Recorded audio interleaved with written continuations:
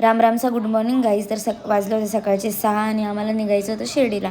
तर आम्ही शिर्डीला जायला निघालो. 6:30 वाजता पण खूप जास्त अंधार होता. सनराईजचा व्ह्यू घेऊन आम्ही पोहोचलो शिर्डीला. शिर्डीला पोहोचून शिर्डीचे दर्शन केले. निघालो शनी शिंगणापूरला.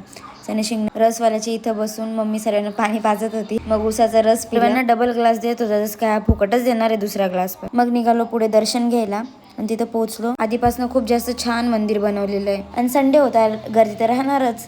पुढे गेलो, दर्शन घेतले. दर्शन घेऊन आधी फ्रीमध्ये तिथं तेल चढवायला जायचो आणि त्यासाठी पण आता 500 रुपये एंट्री फीस घेता.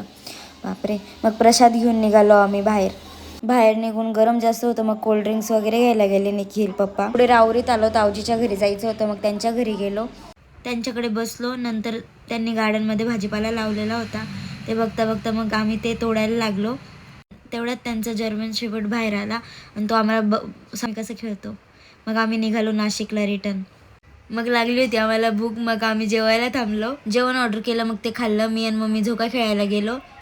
मग आम्ही निघालो सनसेट पाहिलं आणि नाशिकचा सर्वात मोठा फ्लॅग दिसला आम्हाला. आणि मग आम्ही गेलो शिंदे पळशीला, तिथे काकांकडं. तिथे जेवलो वगैरे आणि विराट कोहलीचं शतक पण पूर्ण झालं. भेटूया उद्याच्या व्लॉगमध्ये. बाय.